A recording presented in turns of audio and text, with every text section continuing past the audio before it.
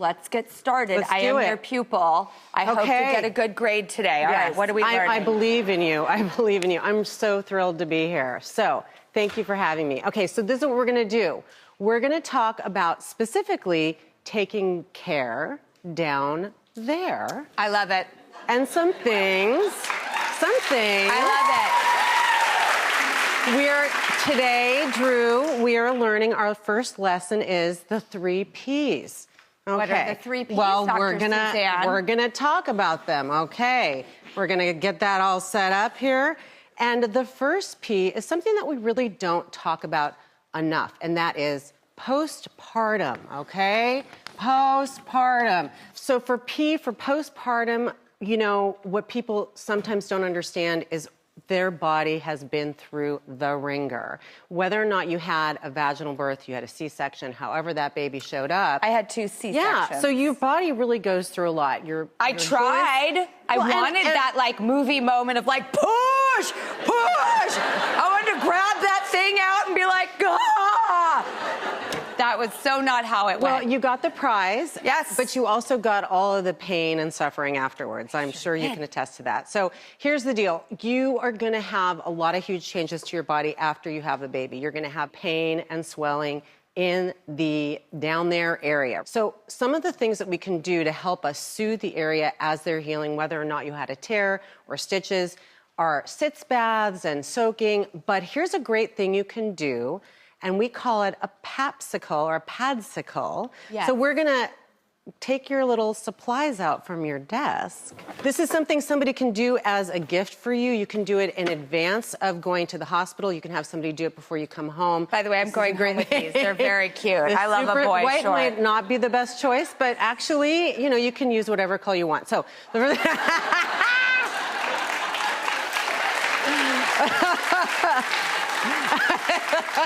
I love you. Okay, so you're going to take your old school witch hazel. You're going to saturate that pad, and the bigger this pad, the better, right? You're going to saturate that thing.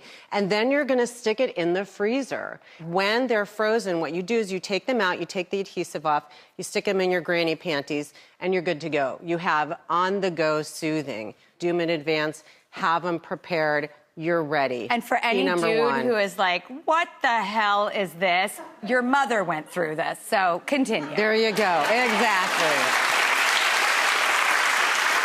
Okay, the next P is periods. Okay, so one of the biggest questions that I get is, how do I tell what these different colors mean? So hold, please. I'm so curious about this because I have had multiple colors. The rainbow. So basically, pink, we tend to get a little bit of pink spotting as we're starting our period. That's sort of like, hey, I'm showing up. This is the reminder. The knock at the door. Exactly. The gentle knock at the door. The pink ding dong. Yes. Wait a minute. So we see that. Sometimes we'll see this. Go on. Yeah. This is why it works, though, right? Okay.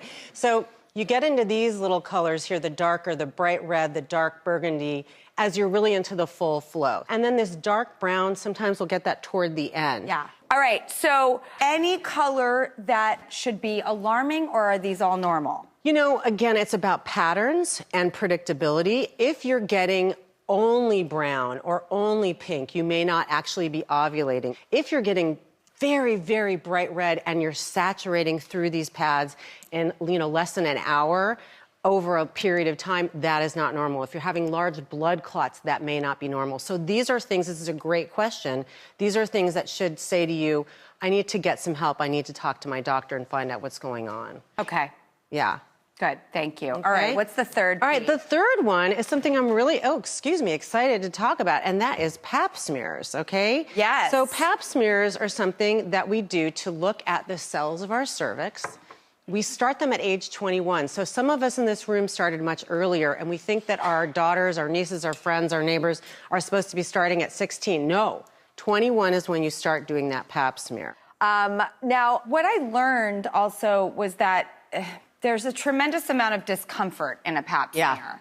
And I didn't know that there were options in speculum size. Yeah. Yes. Or that pain should be Yes. an alarming sign Yes. rather than a you just grin and bear it. Absolutely. Oh my gosh, so many things in women's health are not discussed, and pain is a big one. I just wish that we could have a demonstration right here, That's right now. amazing. Wow. What, I mean, because I heard that that's a possibility. It's another P, possibility. Yes. Yes.